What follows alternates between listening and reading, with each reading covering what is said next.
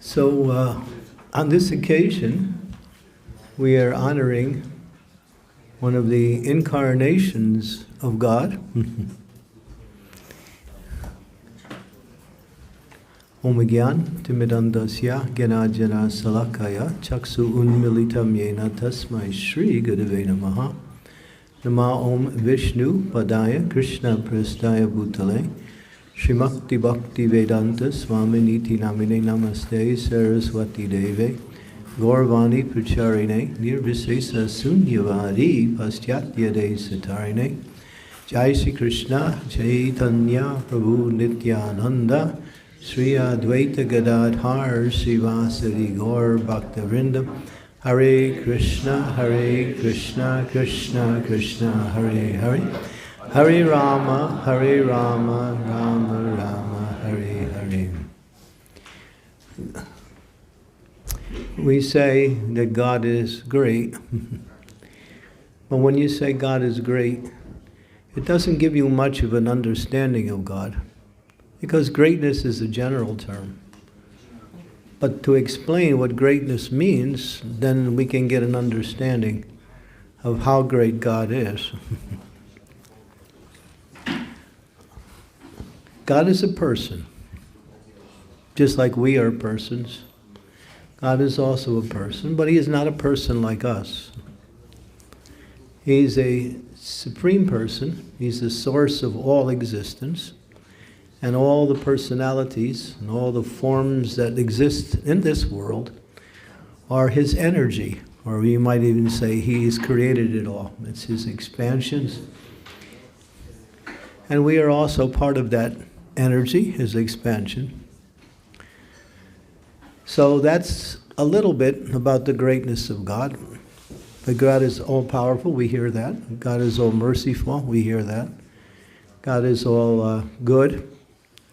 God is all, He's omnipresent, He's everywhere at the same time. But yet He remains a person. This is the inconceivable nature of God, because if God doesn't have an inconceivable nature, then if He's conceivable by us, then where is His greatness? Where is His supreme position? So to understand God is very difficult. In fact, it's practically impossible. But we get some understanding of God when we worship God.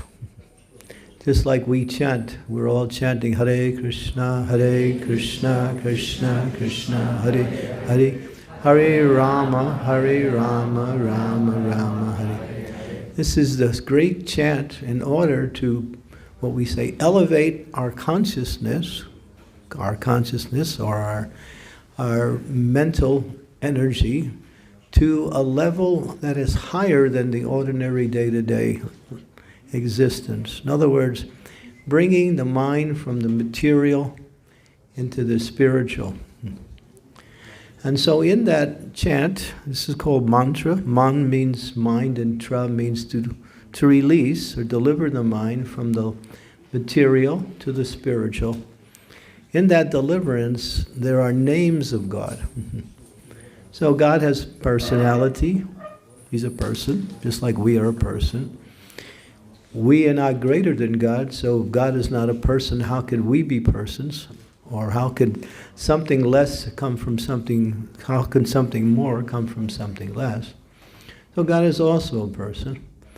But His personality, He can expand, we use the word expand, sometimes we use the word incarnate, into different forms of Himself, which are also Himself, but a different form of Himself.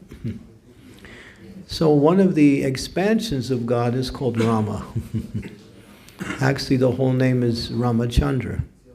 So just like when we chant Hare Krishna, Krishna Krishna, Hare Hare, Hare Rama, Rama Rama, Hare. We're honoring the Lord, whose name is Krishna.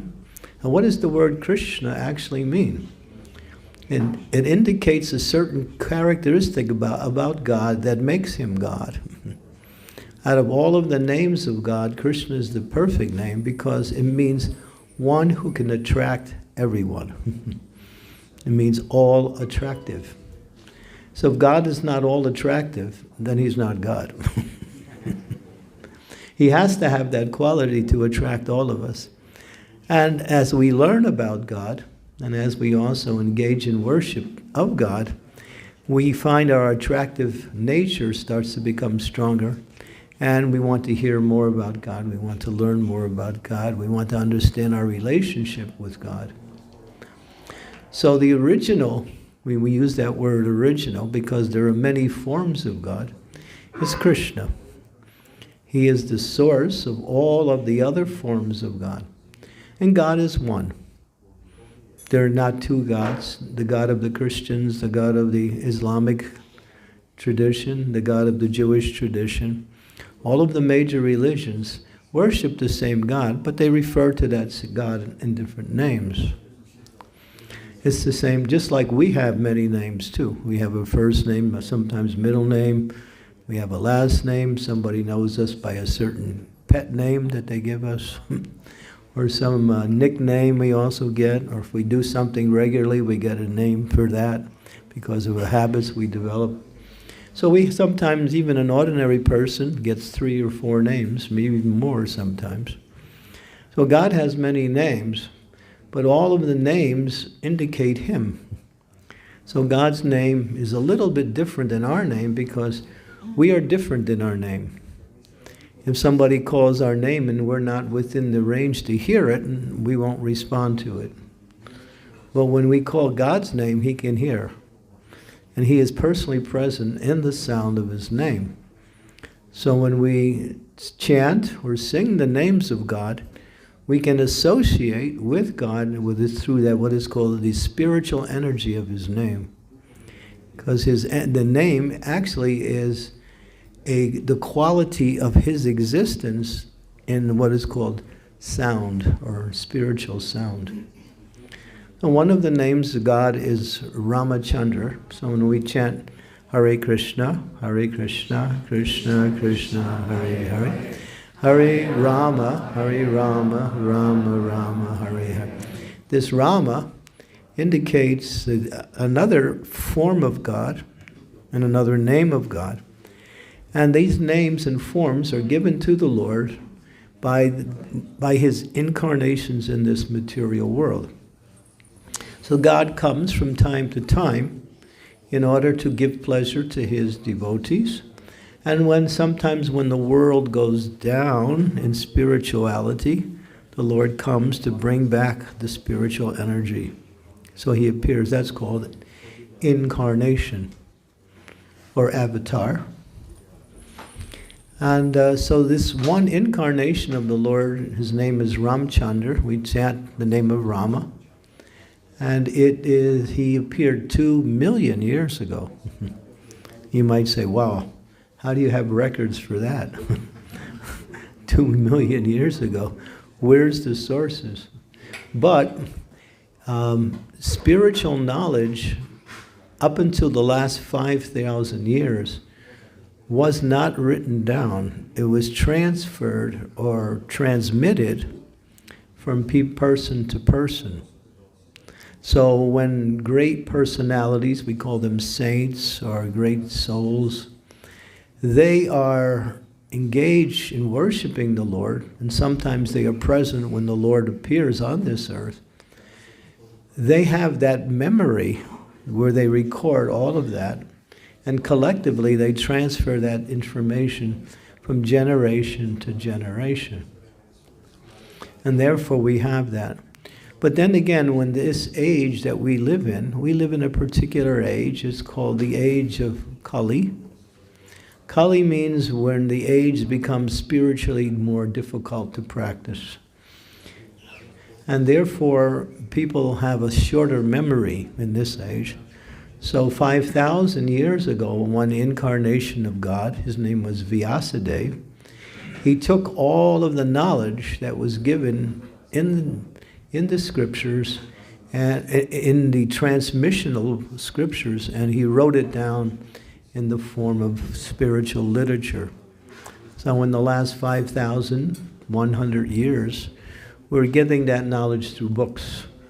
The books only came into existence within 5,000 years. Before that all of that knowledge was given by person to person to person. And their memories were great, their minds were strong, their durations of life were much longer than what we have. So that knowledge is authoritative, and it's also historically, what we say, what's the word? Historically, it's historical evidence that can be experimented. And so Ram, he's a special incarnation of the Lord. This is the one we are celebrating today. Actually, his appearance on earth was honored on Thursday of this past week, the April 30th. And so we are honoring it today for the benefit of all of us here who come on the weekend. And he was a little bit different than most incarnations in the sense that he showed how we, as citizens of the earth, human beings, can live a happy life. He showed by example. There's two ways to teach. There's teaching by words, just like a teacher gets up in front of the class and gives you it teaches you through his knowledge and his own experiences. That's one form of knowledge, which is authoritative. But there's another form which combines that and an example. So that type of knowledge is even more, what we say, it has a greater effect on those who hear it, because when you teach by example, you're actually showing how to act, how to speak, how to live, and how to do whatever activities are given to you by the teacher through the example given by the teacher himself. Does that make sense? And so that kind of example, or that kind of teaching, is the best. So when God comes in his different incarnations, sometimes he exhibits so many godly qualities that nobody can imitate. Nobody can imitate, because he is all-powerful, and we are not nearly as powerful as God. But sometimes he comes, like in this particular incarnation, as Lord Ram, he comes and he shows by example how we should live. And he was truthful, righteous. He was a monarch of a great kingdom called Ayodhya. If you go to the area of India now, in some northern part of India, not too far north, but mostly north, there's a place there called Ayodhya, and his appearance place is still there. There are many shrines, temples, and also a famous river that he used to bathe in when he was there, personally present, called the Sarayu River. So all of these historical statements that we make are also documented by the areas of the Lord who actually appeared there. So this place of Ayodhya, at that time, was the king of the world. In other words, it was the capital of the entire world. Many years ago, the world was under one monarch, not like we have today, where there were many states and many kingdoms that were all separate. Of course, the different areas of the world were ruled by different smaller kings, but there was a head king who was ruling the entire world, and all of the smaller kings would work under his direction. And that's how the world was ruled thousands and thousands and thousands of years ago. So Lord Ram, he actually came and took the position because of his qualifications as the king of the world. And he taught what it means to be an ideal king. An ideal king is like an ideal father. So maybe we don't have an example of ideal fathers, but an ideal father lives simply for the happiness of the children, for the care of the children, for the progress of the children, for whatever the children need. The father, mother is also there, it's the same. They live only to do good, help and guide their children on the right path through education, through care, through knowledge. And so Ram, as an ideal king, he ruled the world with that mood, taking care of the citizens. And if there was any discrepancy in his kingdom, he would immediately try to rectify that. Not like we see nowadays. If there's a ruler and people criticize and the ruler's not up to standard, things still go on somehow. But in those days, the king and Lord Ram, who was actually an incarnation of himself, lived such an ideal life personally, in his own personal life, and also on how he ruled the kingdom, that nobody could find fault. Nobody could find fault. And therefore he taught from that position how a ruler should rule the world, which is the ideal example. In the land of India, people sometimes even speak about what is called Ram Raj. The word Raj means king, and Ram refers to Lord Ram, who is the ideal king. We want Ram Raj today.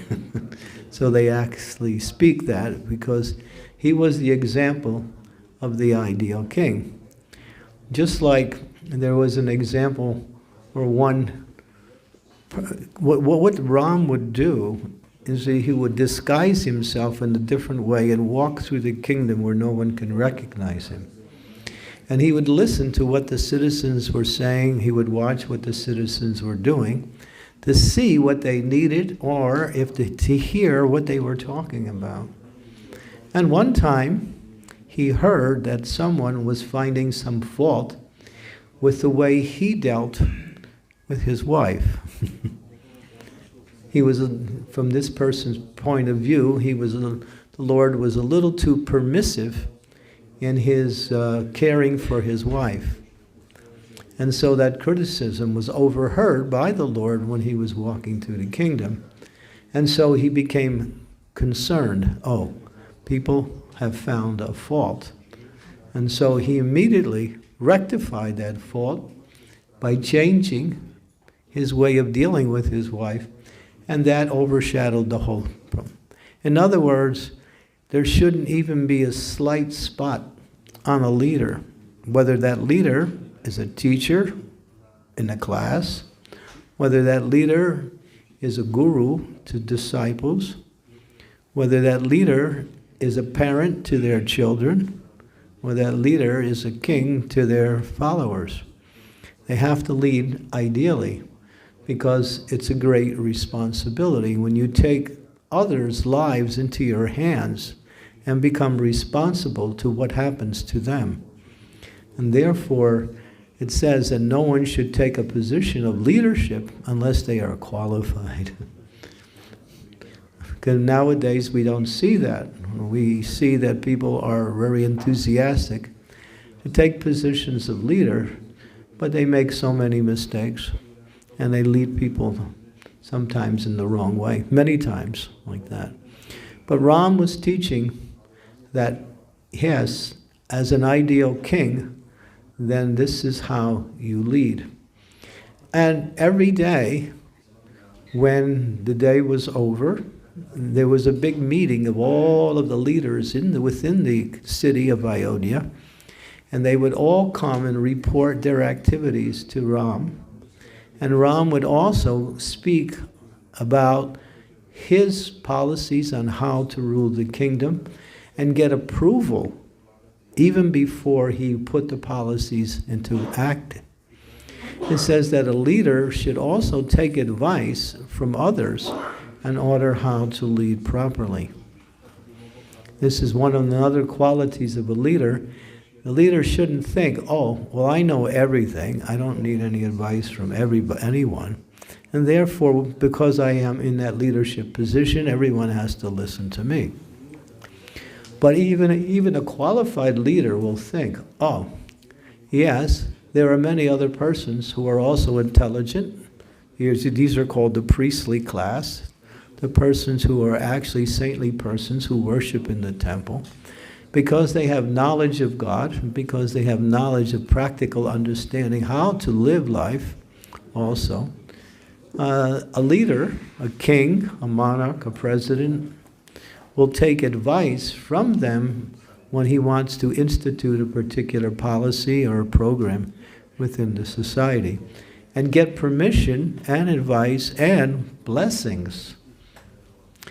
Blessings also. So he was God, but he was taking blessings from everyone. Isn't that interesting? How God, who gives blessings, can take blessings. But he was playing the role of an ordinary king, just to show by example how one in that position in this world should lead. Therefore, people around the world, especially in the Asian world, they worship the Lord in that incarnation known as Lord Ramacandra. And that incarnation of the Lord is quite special, is popular because of his ideal principles. And he was also truthful. This is a quality of humanness that is sometimes lacking within society.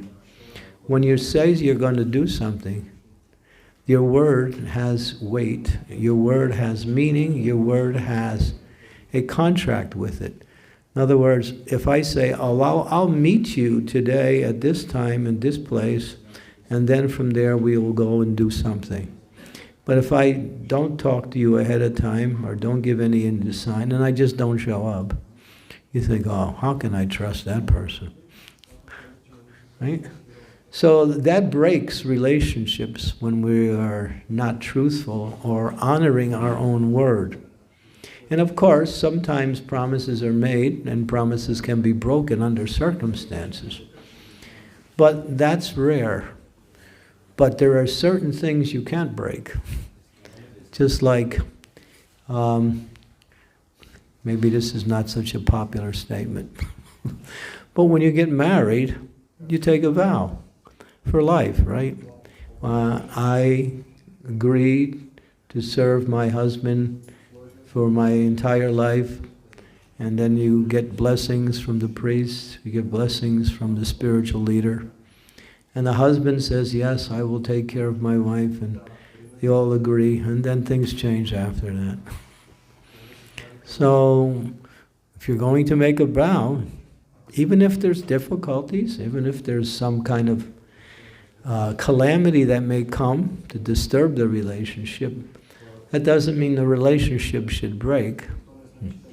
And Lord Ram also taught that even in his time, just like he was the king, or he was about, just before he became the king, his father, Dasarat, his father's name was Dasarat, he told him that you will be the next king of the world. But then something happened. There was some envy, there was some jealousy, and Dasarat's wife interfered with that and said, no, he shouldn't be the king. In fact, he doesn't even deserve to be in the kingdom. He should go to the forest and live in the forest for 14 years. So when Ram, who was all ready to be the king the next day, and the citizens of the state were looking forward to the ceremony of honoring him as the next king, everyone was brokenhearted when that whole thing changed, because Dasarat had promised his wife. She saved his life one time when he was on a battlefield. And he gave her 2 benedictions. And she said, I will not take these benedictions now, my dear husband, but I'll take them when I need them. So now she came forward and said, no, you should make my other son, Bart, the king, and you should push Ram into the forest for 14 years. And now Dasarat didn't like that. He didn't go, but as a king, he had given his word. So this is another point that we are illustrating. He said, I will give you two benedictions. You can ask him whenever you want, whatever you ask, I will fulfill that desire. And so when the time came, she asked that. And since he had made that promise, he was thinking, I don't want to do this. I want Ram to be the king. But I have given my word. And my word is like, it's for a king or a ruler or a person who's in that category of existence. To break their word is worse than death. Honor is worse than dishonor. So he honored that desire by his wife. And he told Ram, he said, Ram, this is the situation. Your mother doesn't want you to be the king. She wants the other son to be the king. So I have given her promises. This is what she asked. And Ram said, my dear father, whatever you ask, I will do. Now he didn't say, well, all the citizens in the kingdom want me to be the king, and therefore I'm not going to listen because I have a popular vote behind me. He didn't say that. He was obedient to his father. So this was another quality that God showed, obedience to superiors, which we don't find that much today. Maybe because we think the superiors are not qualified to be listened to. But maybe that is the feature of the age we live in. But in general, the principle, especially in our scriptures and especially among civilized people, is to accept a position of subordination to qualified people who will lead and accept whatever they say for our benefit. And Ram did that. He agreed, all right, yes, I will go to the forest, if that's your will, Father. And of course, he spent 14 years in the forest, and there were many stories and adventures. After 14 years, then he came back, and he took the position of being the ideal king. And then he ruled for many thousands of years after that. And that's a beautiful story. So there's a term in Sanskrit, it's called Maryada Purushottam. Purushottam means person, or great person. Maryada means one who is ideal in behavior. So Ram was an example of ideal in behavior. And therefore he's worshipped as the ideal incarnation of the Lord, where people read about, hear about, enjoy listening to his life and stories, and at the same time try to emulate, for those in the position of leadership, his ideal qualities and characteristics. So this is a little bit about the incarnation of Ram. There is much more. The story is called Ramayana. In that story, there are 24,000 verses written in the scriptures describing the story of the life of Ram. There's one temple, as we mentioned, the area in the world where he appeared, it's Ayodhya. There's a temple in that place where those 24,000 verses are inscribed on the wall of the temple, inside the temple. All 24,000 verses are scratched into the wall, exactly the way the verse is written. So, so we have that historical evidence of the life of the... So when we hear about the glories of the Lord, when we hear about the activities of the Lord when he comes to this material world, it does something to our existence, our consciousness. We learn, but we also experience happiness. Why? Automatically, just like we can read so many novels or so many stories from the secular world or from the world that we, mostly exist in, and sometimes we get tired of hearing them, or we get bored. We want something new, we want something different. But stories about the Supreme Lord, we never get tired of. We can hear them over and over again. And at the same time, we find more and more enjoyment. Why? Because we are connected to God. We are not separate from God. We might not feel that connection, but the connection is there. God is the Supreme Spirit, and we are also Spirit.